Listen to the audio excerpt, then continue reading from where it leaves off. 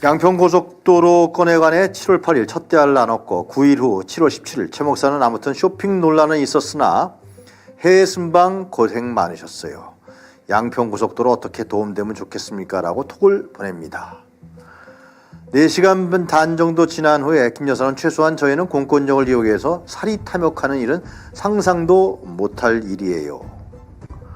양평 주민을 위한 최선의 길만 생각해 주세요. 라고 답을 보낸 후 갑자기 감정에 호소합니다. 이 내용을 보면은 어머니 최은순 씨 얘기를 먼저 하는데요.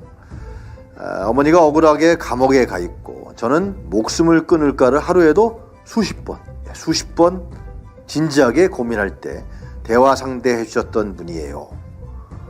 지금도 아빠를 생각하면 눈물이 나옵니다. 얼마나 보수적인 분인데 딸이 이런 부도덕한 모함을 받는 걸 아신다면 어땠을까 하는 생각에 얼굴이 붉어집니다. 인간의 삶의 질을 생각한다면 대통령은 절대 하지 말아야 할 자리입니다. 네. 야, 양평에 같은 고향이시니까 자기 아버지 어머니를 들먹이면서 최 목사님을 설득하려고 마지막 공략에 나섰습니다. 뭐 인간적인 부분에서는 저도 좀 저 카톡을 보고 네. 좀 마음이 좀 안 좋았죠. 뭐 그냥 뭐 저는 목회자니까 아무래도 인간적인 부분으로 네. 이제 접근하고 이해하다 보니까 네. 좀 가련하기도 하고 안쓰럽기도 하고 그렇죠. 안타깝고.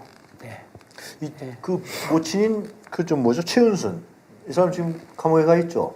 근데 뭐 여러 가지 사건이 많았습니다. 네네. 요양급여 사건도 있었고 그죠? 예. 요양급여 사건은 이제 무죄가 나왔고요. 네. 예, 그다음에 이제 그 장고증명 관련해서 장고증명이에요.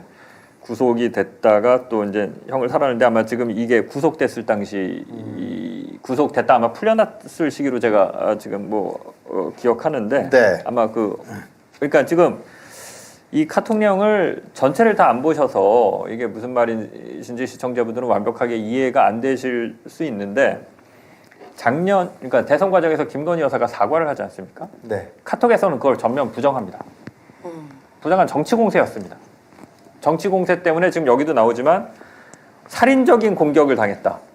목숨을 끊을까 고민했다. 네, 자기는 잘못한 게 없다는 겁니다.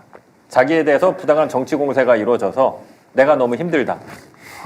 정치 공세에서 내가 희생당하고 있다. 나뿐만 아니라 우리 엄마가 희생당했다. 우리 가족이 희생당했다.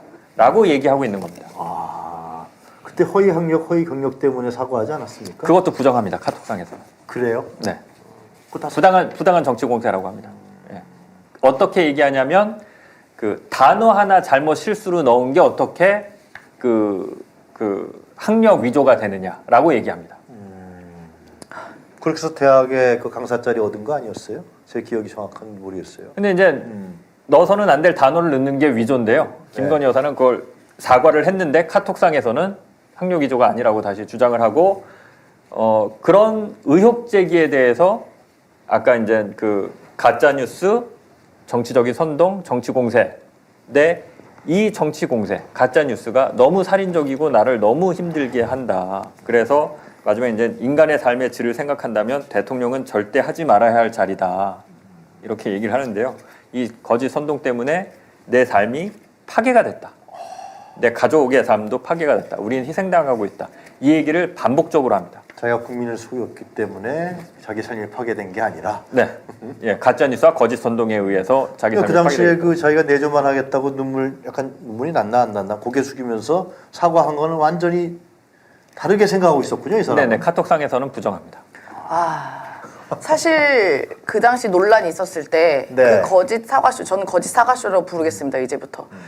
그 사과하는 모습을 보고 마음이 흔들렸던 분들도 분명히 있어요. 그럼요. 뭐 좀 개인적인 그것도 대통령 대선 후보 되기 전에 일들이니 또 너무 이제 사생활적으로나 이렇게 너무 공격하는 거 아니야?라고 그래서 마음이 흔들려서 투표를 2번으로 하신 분들도 분명히 있을 겁니다. 그렇죠. 그런데 전혀 사실관계가 아니잖아요. 전혀 그 당시에는 그냥 쇼를 한 거 아니겠습니까? 우리 이른바 예전에 5.18 때문에 뭐 전두환 뭐 정치 잘했다 이런 얘기해서 사과쇼 한번 한 적이 있어요. 토리 눈에다가 사과 준 거. 이른바 개사과 논란.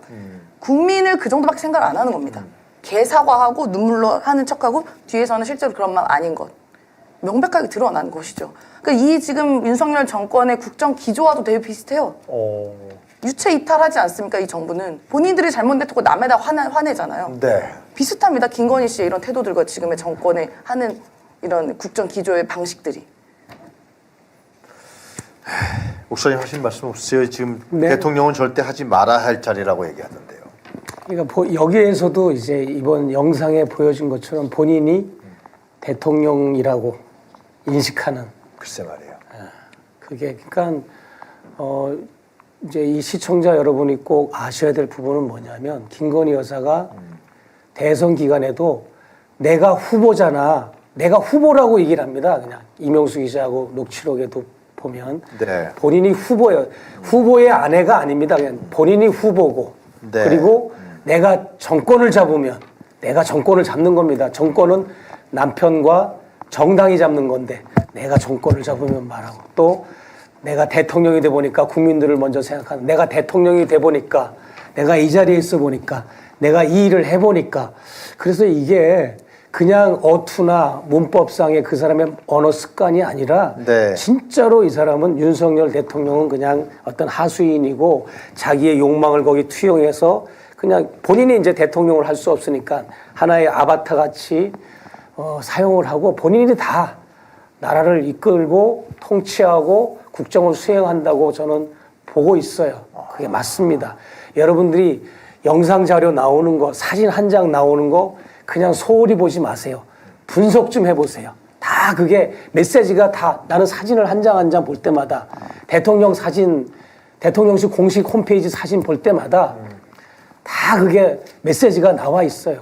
어디 감히 영부인이 어떻게 메인에 그 대통령실 사진에 나와 있고 대통령은 7장 나올 때 영부인이 16장 나오는 비율이 어디 있습니까? 그리고 대통령은 메인에 있는데 대통령 영부인은 메인에 있는데 이 대통령은 아웃풋이 돼가지고 흐리게 처리가 되고 뒤통수만 나오고 옆모습만 나오고 코딱지만하게 나오고 동그라미를 숨은 그림 찾듯이 찾아야 되는 이런 황망한 시대를 살고 있는데도 그 감각들이 없어요. 이런 네. 언론들이. 예. 거기에 대한 비판도 없고.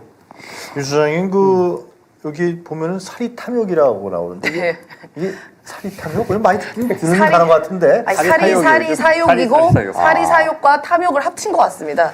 저는 혹시 아까 저 사리 탐욕을 보고 내가 모르는 단어가 있었나? 있나? 국어 실력이 찾아봤어요. 많이 딸립니다. 이제 네.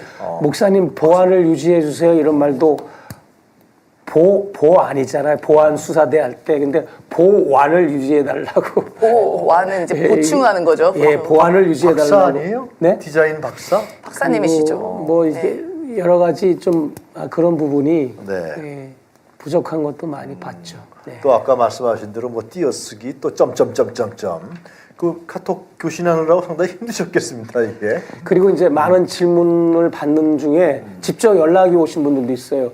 이 방송 1탄부터 4탄이 나가는 중에 이제 네. 캡처가 많이 나갔잖아요. 카톡 캡처가. 네. 근데 캡처가 이게 최 목사의 글이 어떤 거는 노랗고 어떤 거는 하얗고 막 이게 막 그래서 이거 가짜 아니냐 이 카톡 캡처가 이렇게 얘기하는데 그걸 네. 내가 간단하게 해명을 해야 될 것 같아요. 그러세요. 뭐냐면 제가 미국 폰이 있고 한국 폰이 있잖아요. 그러니까 미국 폰 카톡이 따로 있고 네. 한국 폰 카톡이 따로 있어요. 그래서 1대1로 하는 카톡이 따로 있고 미국 폰, 한국 폰을 한때 묶어서 여사하고 해서 3인방, 그러니까 단체방 같은 카톡방이 있어요. 그러니까 제 한국 폰, 제가 미국에 있든 한국에 있든 언제나 여사하고 대화할 수 있는 그 방이 있는데 어떤 때는 그게 캡처가 되고 어떤 때는 1대1 대화가 캡처가 되다 보니까 뭐 노란색, 하얀색이 막 이렇게 시청자들이 혼돈이 돼가지고 좀 뭐가 이상하다. 카톡 캡처가. 네. 그래서 얘기를 제가 해명을 해드립니다. 예. 네. 근데 과연 저렇게 카톡을 뭐 자주 연락하는 것 같아요. 소통의 달인이신 것 같은데 과연 그러면 이런 카톡을 목사님이랑만 했겠냐는 겁니다. 다른 사람이랑도 했을 거라고 저는 생각되거든요. 그럼 이런 게 다 기록으로 남고 캡처에 남는데 이런 거 저장해 그 목사님처럼 이렇게 갖고 있는 분들도 분명히 있을 건데 이제 나중에 어떻게 감당하시려고 제가 볼 그럴까요? 때는 이제 이명수 7시간 녹취록 사건 이후에는 전화 통화 같은 거는 이제 녹음이 되니까 네. 많이 자제하는 걸로 알고 있고 카톡 대화도 많이 그렇게 거의 다 이렇게 정리가 된 걸로 아는데 저하고는 그래도 끈끈하게 이어진 걸로 알고 있습니다. 텔레그램을 안 씁니까? 그 여사가 보면은 뭐 텔레그램, 네이버의 라인, 뭐 페이스북, 그다음에 이것도 뭐 인스타그램. 인스타 하는 거 메신저는 다 합니다. 다 하고 다른 사람 거를 보기 위해서 하는 거죠. 본인은 이제 드러나기 때문에 잘 안 하는데 그 유튜브 뭐 실버 실버 버튼. 실버 네, 버튼 트위터. 때문에 트위터 때도 이제 본인의 글이 올라왔잖아요. 그래서 메신저는 모든 걸 다 하는 걸로 알고 있습니다. 예.